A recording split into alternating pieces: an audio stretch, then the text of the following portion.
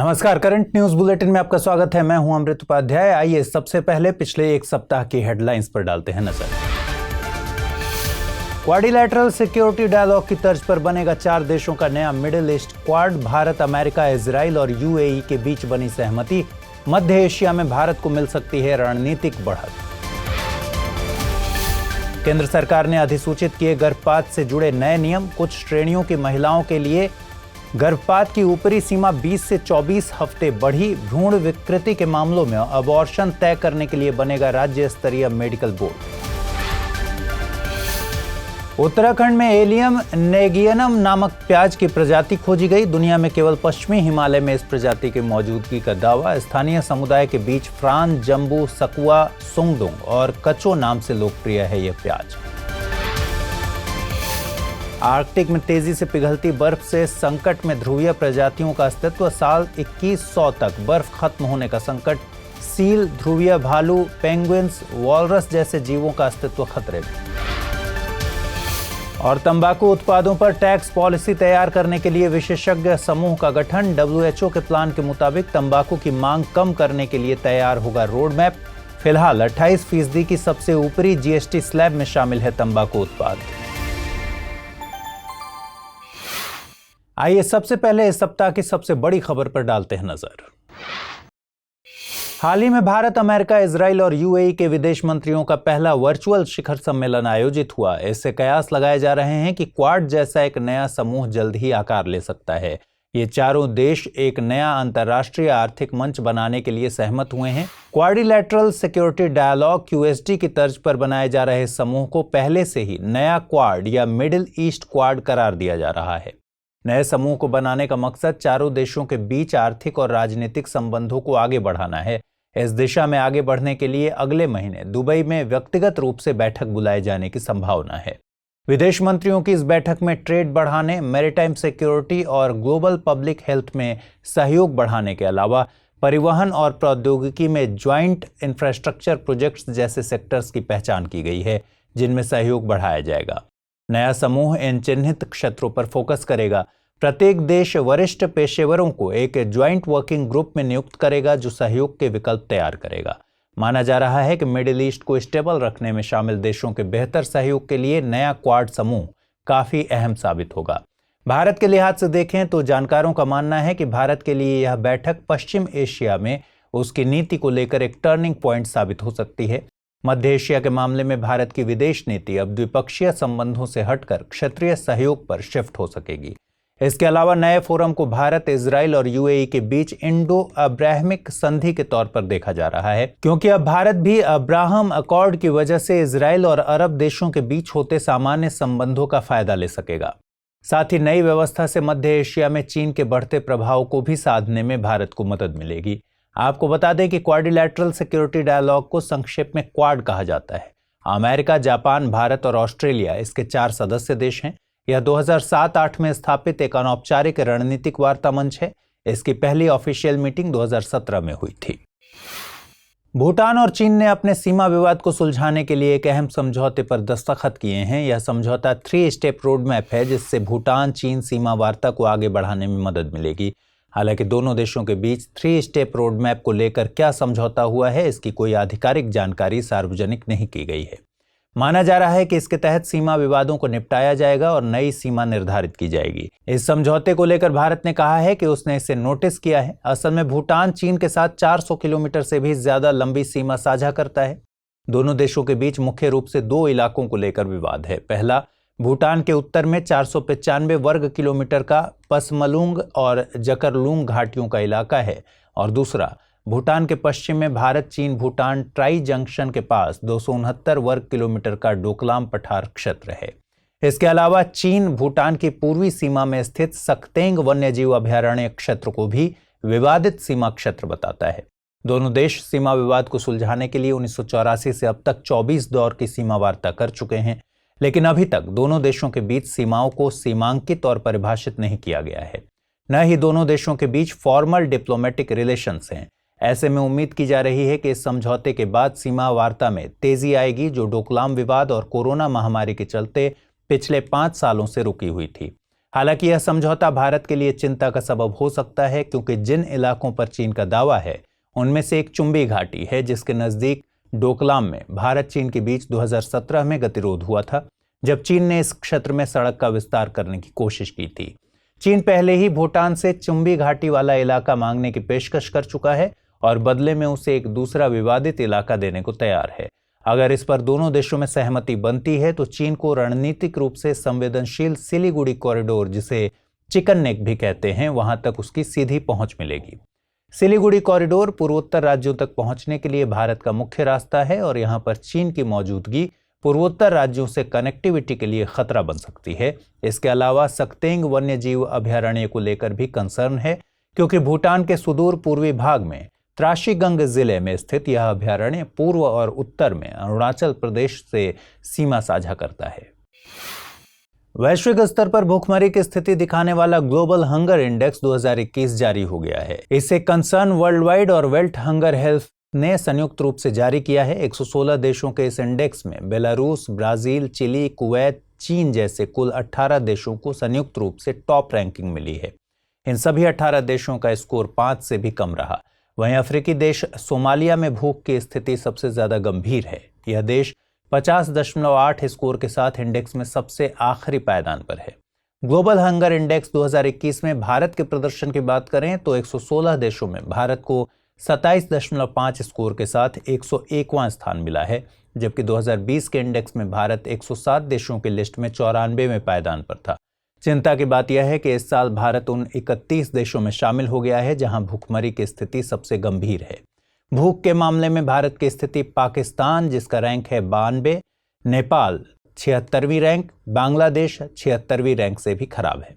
भारत सरकार ने इंडेक्स की आलोचना करते हुए कहा है कि फूड एंड एग्रीकल्चर ऑर्गेनाइजेशन द्वारा इस्तेमाल की जाने वाली कार्यप्रणाली अवैज्ञानिक है।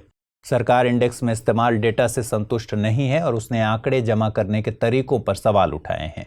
साथ ही पीएम गरीब कल्याण अन्न योजना, आत्मनिर्भर भारत योजना जैसी कल्याणकारी योजनाओं के असर की अनदेखी करने का भी आरोप लगाया गया है। आपको बता दें, ग्लोबल हंगर इंडेक्स पहली बार 2006 में लॉन्च किया गया था। कंसर्न वर्ल्ड वाइड और वेल्थ हंगर हेल्थ नाम की अंतर्राष्ट्रीय संस्थाएं FAO, UNICEF, WHO, World Bank, comprehensive national nutrition survey आदि से प्राप्त किए गए डेटा के आधार पर यह रिपोर्ट तैयार करती है। इसमें देशों को कुछ इंडिकेटर्स के आधार पर 0 से 100 के बीच स्कोर दिया जाता है। इसमें 0 से मतलब जीरो हंगर, जबकि 100 से मतलब सबसे गंभीर स्थिति है।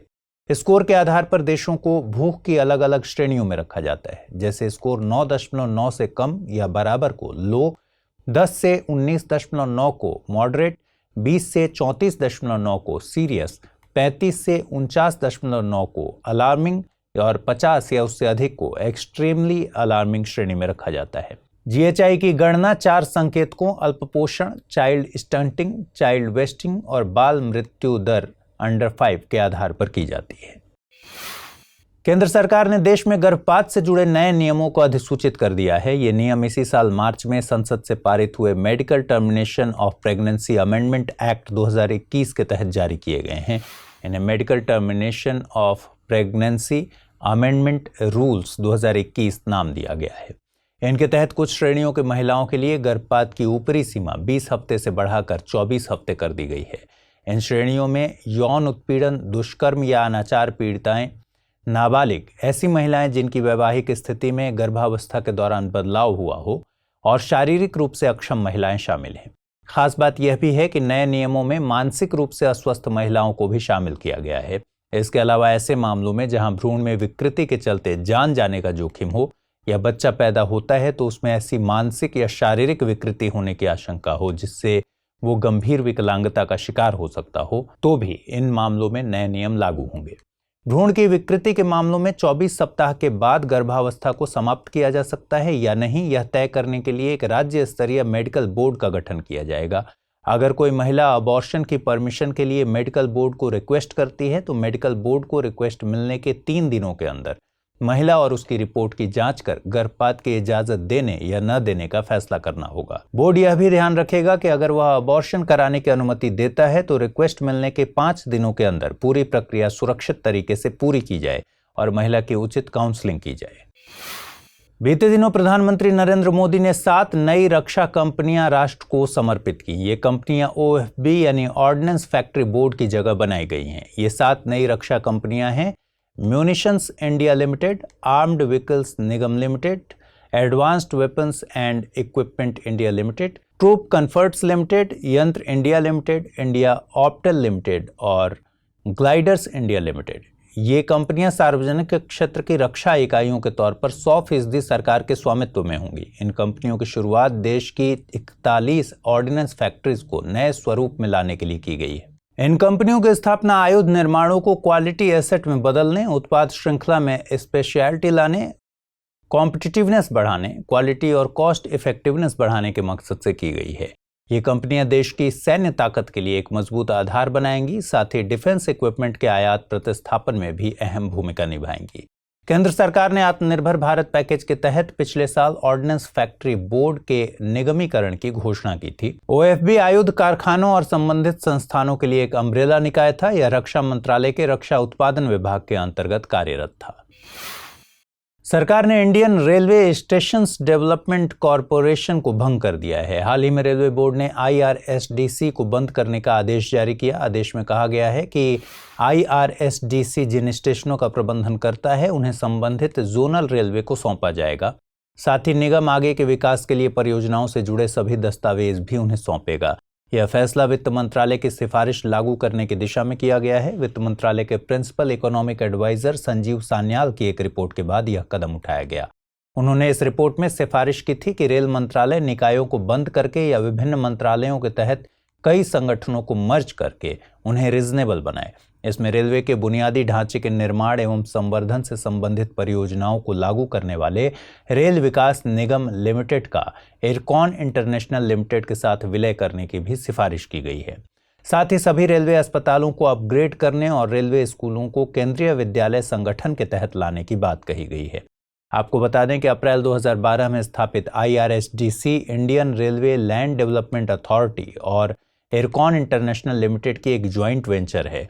इसे देश भर के रेलवे स्टेशनों के पुनर्विकास और प्रबंधन के लिए गठित किया गया था।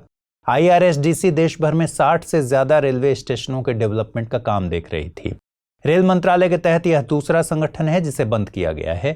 इससे पहले पिछले 7 सितंबर को Indian railways organisation of alternate fuels को बंद कर दिया गया था। यह एक अलग उद्यम था जो परिवहन के लिए ग्रीन फ्यूल के क्षेत्र में काम करता था। उत्तराखंड की 2 घाटियों में एलियम नेगियनम नामक प्याज की एक नई प्रजाति की खोज की गई है। उत्तराखंड के चमोली जिले की नीति घाटी और पिथौरागढ़ जिले की धर्मा घाटी में यह प्रजाति खोजी गई।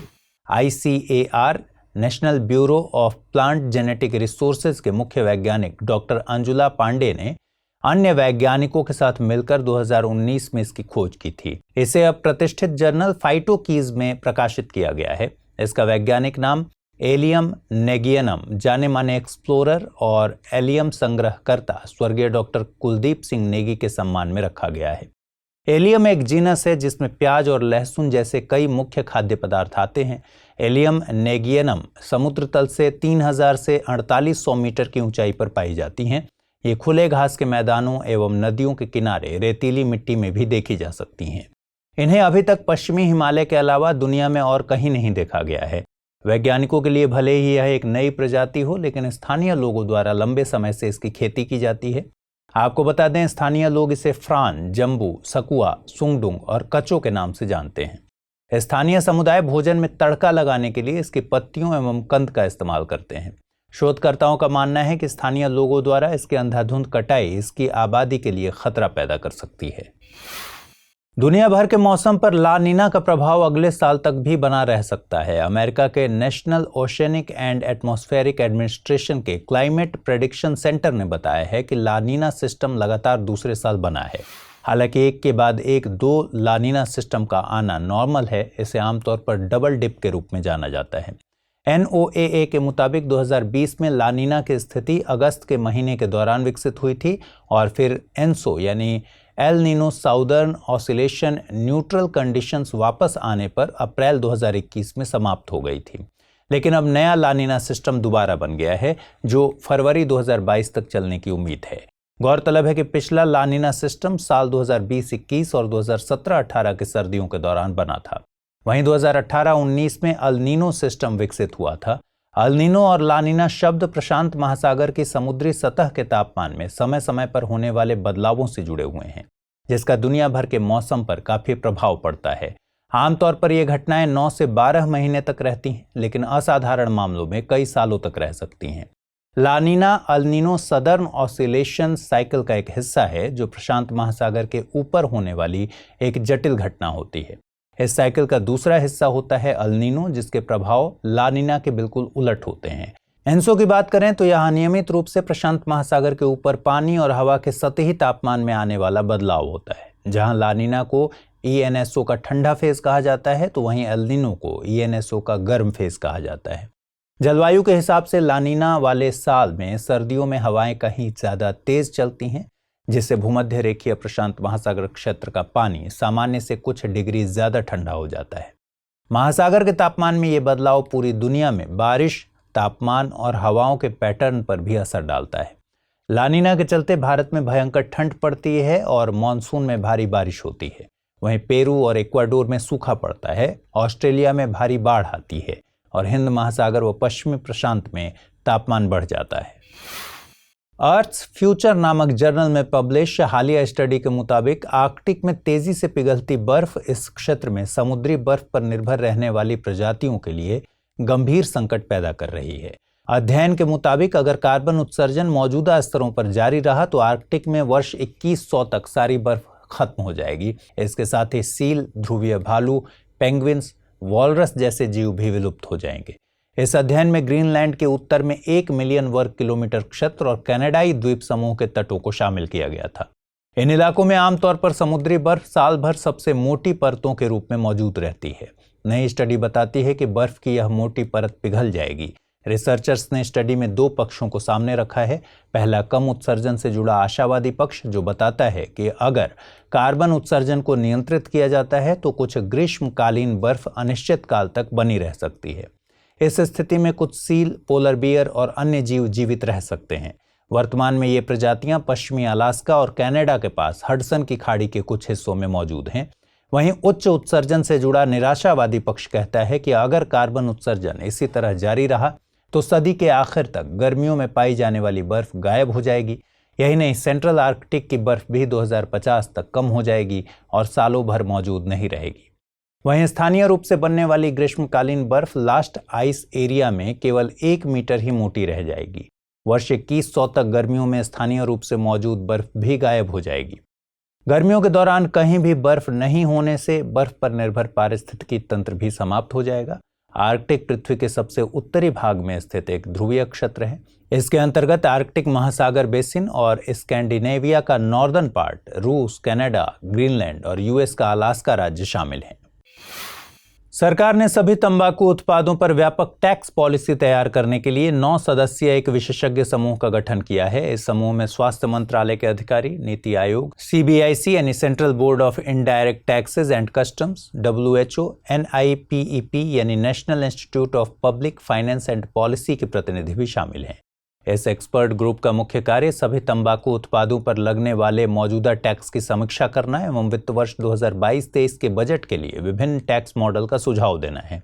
इस ग्रुप का एक मुख्य कार्य विश्व स्वास्थ्य संगठन के प्लान के मुताबिक तंबाकू की मांग को कम करने के लिए एक रोड मैप तैयार करना है। वर्तमान में तंबाकू उत्पाद 28% GST स्लैब के अंतर्गत आते हैं। एक बात ध्यान देने योग्य है कि तंबाकू की पत्तियों पर 5% ही टैक्स लगाया जाता है। तंबाकू उत्पादों पर भारी उपकर भी वसूला जाता है क्योंकि इन्हें सिन गुड्स माना जाता है। सिन गुड्स ऐसे उत्पाद होते हैं जिनका समाज पर नकारात्मक प्रभाव पड़ता है, मसलन अल्कोहल, सिगरेट इत्यादि। भारत में सिगरेट पर टैक्स इंक्लूसिव रिटेल प्राइस का लगभग 52.7% टैक्स के रूप में आता है। आसान शब्दों में समझें तो आप जितने का सिगरेट खरीदते हैं उसका 52.7% टैक्स के रूप में जाता है। इसी तरह बीड़ी पर 22% एवं स्मोकलेस तंबाकू पर 63.8% आप टैक्स देते हैं। स्मोकलेस तंबाकू ऐसे तंबाकू होते हैं जिनका उपयोग स्मोकिंग के बजाय अन्य किसी माध्यमों जैसे चबाकर या सूंघकर इत्यादि से किया जाता है। खैनी, पान मसाला, गुटखा आदि स्मोकलेस तंबाकू के प्रचलित उदाहरण हैं। गौरतलब है कि यह टैक्स विश्व स्वास्थ्य संगठन की सिफारिश से काफी कम है। विश्व स्वास्थ्य संगठन ने सभी तंबाकू उत्पादों पर रिटेल प्राइस का कम से कम 75% टैक्स लगाने की सिफारिश की है। यानी एक व्यक्ति यदि 100 रुपए का तंबाकू खरीदता है तो इसका 75% टैक्स के रूप में जाना चाहिए। आइए अब बात करते हैं कि सरकार तंबाकू पर इतना ज्यादा टैक्स क्यों लगाती है तथा WHO जैसी संस्थाएं इन पर कम से कम 75% टैक्स लगाने की सिफारिश क्यों कर रही हैं। पहला कारण है कि ये सिन गुड्स मानी जाती हैं जिसका समाज पर नकारात्मक प्रभाव पड़ता है, जैसा कि हमने पहले ही बताया। दूसरा कारण WHO का मानना है कि टैक्स के जरिए तंबाकू के दाम को बढ़ाकर इसके उपयोग को कम किया जा सकता है, क्योंकि दाम बढ़ने से सभी वर्गों के लोग इसे खरीद पाने में सक्षम नहीं होंगे। इसके अलावा दाम बढ़ने से लोगों को तंबाकू छोड़ने का प्रोत्साहन मिलेगा, नए लोगों में तंबाकू को लेकर पनप रही जिज्ञासा में कमी और लोगों द्वारा उपयोग किए जाने वाले तंबाकू की मात्रा में कमी आने में मदद मिलेगी। तीसरा कारण है तंबाकू पर ज्यादा टैक्स लगाने से सरकार के रेवेन्यू में भी बढ़ोतरी होती है। इस तरह सरकार तंबाकू पर ज्यादा टैक्स लगाकर न केवल इसके उपयोग एवं संबंधित रोग पर रोक लगाने की कोशिश करती है, बल्कि समाज में नकारात्मक प्रभाव को भी कम करती है एवं अपने राजस्व में भी इजाफा करती है। कुछ सालों में देश भर में बायो एंजाइम बनाने और उसके इस्तेमाल को लेकर लोकप्रियता बढ़ी है। हाल के समय में पंजाब के कुछ किसानों ने खराब हो चुके कीनू फल से बायो एंजाइम बनाना शुरू किया है। बायो एंजाइम कार्बनिक घोल होते हैं जो विभिन्न फलों, सब्जियों के छिलके और फूलों सहित जैविक कचरे के फर्मेंटेशन यानी किण्वन के जरिए चीनी, गुड़ और पानी में मिलाकर तैयार किए जाते हैं। जैविक कचरे के फर्मेंटेशन में 60 से 100 दिन लगते हैं। हालांकि फर्मेंटेशन को 45 से 50 दिनों में तैयार करने के लिए खमीर का इस्तेमाल किया जा सकता है। बायो एंजाइम के इस्तेमाल से न केवल पौधों में सुधार किया जा सकता है, बल्कि यह सब्जियों, आलू और अनाज जैसी फसलों पर फफूंदनाशकों और रासायनिक स्प्रे के अंधाधुंध इस्तेमाल को भी रोकने में मददगार है। इससे मिट्टी की pH लेवल और उर्वरता में सुधार होता है। कीनू की बात करें तो यह उच्च उपज वाला संतरे जैसे दिखने वाला एक खट्टा फल है जिसकी भारत और पाकिस्तान के पंजाब के क्षेत्र में बड़े पैमाने पर खेती होती है। यह 1 साल की अवधि की फसल है और मुख्य कटाई की अवधि नवंबर के आखिर से मार्च तक होती है। पंजाब में होशियारपुर, अबोहर, फाजिल्का, भटिंडा इलाके में बड़े पैमाने पर कीनू उपजाया जाता है। लेकिन यहाँ कीनू के मौसम की शुरुआत अपने साथ प्राकृतिक रूप से गिरते फल की समस्या को भी साथ लेकर आती है, क्योंकि उन्हें जमीन में गाड़ने के लिए छोटे छोटे गड्ढे खोदने पड़ते हैं। ऐसा न करने पर गिरे हुए फल सड़ जाते हैं और पौधों पर लगे अच्छे फलों पर मक्खियों का हमला हो जाता है। किसान इन फलों को अपने खेतों से इकट्ठा करके कम लागत पर बायो एंजाइम बना सकते हैं। आइए अब जल्दी से नजर डालते हैं बुलेटिन पर आधारित 5 सवालों पर। आज के इस बुलेटिन पर आधारित 5 प्रश्न इस प्रकार हैं। पहला प्रश्न है, निम्नलिखित कथनों पर विचार कीजिए। 1. भारत और भूटान ने अपने सीमा विवादों को सुलझाने के लिए 3 स्टेप रोड मैप नामक समझौते पर हस्ताक्षर किए हैं। 2. पसमलुंग और जकरलुंग घाटियों, डोकलाम का पठार और सकतेंग वन्यजीव अभयारण्य को लेकर भारत और भूटान के बीच सीमा विवाद है। उपर्युक्त में से कौन सा यहाँ से कथन सही है या फिर है? केवल 1, केवल 2, 1 और 2 दोनों, या फिर ना तो 1 और ना ही 2। अगला प्रश्न है, निम्नलिखित में से कौन सा कथन सही नहीं है? 1 के बाद 1, 2 ला नीना सिस्टम के आने को आमतौर पर डबल डिप के रूप में जाना जाता है। La Nina El Nino southern oscillation यानी ENSO साइकिल का एक हिस्सा है। ला नीना को ENSO का गर्म फेज और अल नीनो को ENSO का ठंडा फेज कहा जाता है। या फिर ला नीना बारिश, तापमान और हवाओं के पैटर्न पर असर डालता है। अगला प्रश्न है, खबरों में रहने वाला शब्द एलियम नेगियनम क्या है? हाल ही में खोजा गया एक तारा, प्याज की एक नई प्रजाति, एक रासायनिक तत्व का नाम, या फिर नासा का एक अंतरिक्ष यान। अगला प्रश्न है, ग्लोबल हंगर इंडेक्स 2021 के संदर्भ में निम्नलिखित कथनों पर विचार कीजिए। 1. अफ्रीकी देश सोमालिया में भूख की स्थिति सबसे ज्यादा गंभीर है। 2. 116 देशों में भारत को 101वां स्थान मिला है। 3. 4 संकेतकों अल्पपोषण, चाइल्ड स्टंटिंग, चाइल्ड वेस्टिंग और बाल मृत्यु दर अंडर 5 के आधार पर सूचकांक की गणना की जाती है। उपर्युक्त में से कौन सा यहाँ से कथन सही है या फिर है? 1 और 2, 2 और 3, 1 और 3, या फिर उपर्युक्त सभी। तो फिलहाल इस बुलेटिन में इतना ही। खबरों को विस्तार से पढ़ने के लिए विजिट कीजिए www.drishtias.com पर। साथ ही दृष्टियाज के हिंदी और अंग्रेजी यूट्यूब चैनल को लाइक, शेयर और सब्सक्राइब करना मत भूलिए। लेकिन चलते चलते डालते हैं कुछ छोटी मगर जरूरी खबरों पर नजर।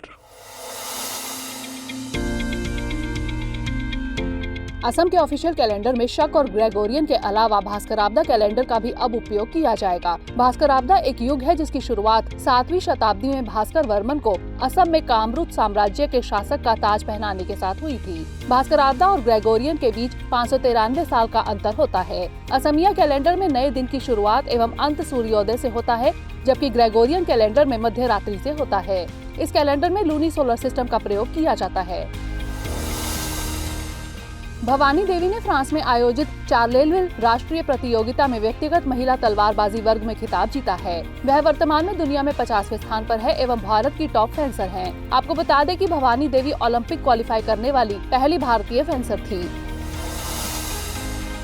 केंद्रीय मंत्री श्री ज्योतिरादित्य सिंधिया ने पूर्वोत्तर में एरियल कनेक्टिविटी का विस्तार करते हुए 6 मार्गों पर विमान सेवा को वर्चुअली हरी झंडी दिखाई। ये 6 मार्ग कोलकाता गुवाहाटी, गुवाहाटी आइजोल, आइजोल शिलोंग, शिलोंग आइजोल, आइजोल गुवाहाटी और गुवाहाटी कोलकाता है। इससे पूर्वोत्तर में पर्यटन को बढ़ावा मिलेगा। मेघालय के मावसमई गुफा से सूक्ष्म घोंघे की एक नई प्रजाति खोजी गई है। इसका नाम जियोरिसा मॉस माइंसिस है। बेंगलुरु के ATREE यानी Ashoka trust for research in ecology and the environment के वैज्ञानिकों की टीम द्वारा इसे खोजा गया है। मॉस में चूना पत्थर की एक गुफा है। खासी भाषी में मावसमई शब्द का अर्थ ओथ स्टोन होता है। खासी लोग गुफा के लिए स्थानीय शब्द क्रेन का इस्तेमाल करते हैं। National payment system of India ने रुपे कार्ड के टोकनाइजेशन के लिए NPCI टोकनाइजेशन सिस्टम यानी NTS लॉन्च किया है। ऑनलाइन सेव किए गए कार्ड की डिटेल्स की सुरक्षा को बढ़ावा देने के मकसद से इसे शुरू किया गया है। इसमें ग्राहकों के सेंसिटिव इंफॉर्मेशन को एनक्रिप्टेड टोकन के रूप में स्टोर किया जाएगा। केंद्रीय मंत्री डॉक्टर जितेंद्र सिंह ने आजादी के अमृत महोत्सव के अवसर पर air quality early warning system का शुभारंभ किया। Indian institute of tropical meteorology ने एक नया डिसीजन सपोर्ट सिस्टम विकसित किया है एवं इसे मौजूदा air quality early warning system के साथ इंटीग्रेट करके AQEWS की क्षमता को बढ़ाया गया है। IITM पृथ्वी विज्ञान मंत्रालय के तहत एक स्वायत्त संस्थान है।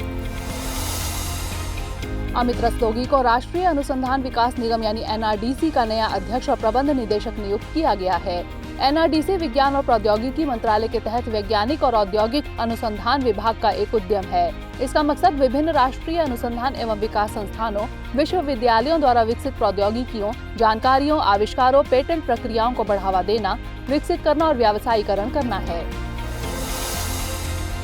केंद्रीय मंत्री श्री पीयूष गोयल ने जम्मू कश्मीर के अनंतनाग में स्थित मारतंड सूर्य मंदिर का दौरा किया। इसे पांडु लैडान के नाम से भी जाना जाता है। पहाड़ी पर स्थित यह मंदिर देश के पुराने सूर्य मंदिरों में से एक है। यह ओडिशा के कोणार्क और गुजरात के मोढेरा के सूर्य मंदिरों से भी पुराना है। इस मंदिर का निर्माण कश्मीर के शासक ललितादित्य द्वारा किया गया था। आपको बता दें कि सिकंदर शाह मीरी ने इस मंदिर को तुड़वा दिया था। हमारी टीम कोशिश करती है कि आपको दी गई खबरों में एक भी गलती ना हो, लेकिन यदि किसी सोर्स या ह्यूमन एरर की वजह से ऐसी गलती हो जाती है तो इस वीडियो के कमेंट बॉक्स में उस गलती को सुधार कर पिन कर दिया जाता है और यह आपको कमेंट बॉक्स में सबसे ऊपर दिखाई देता है।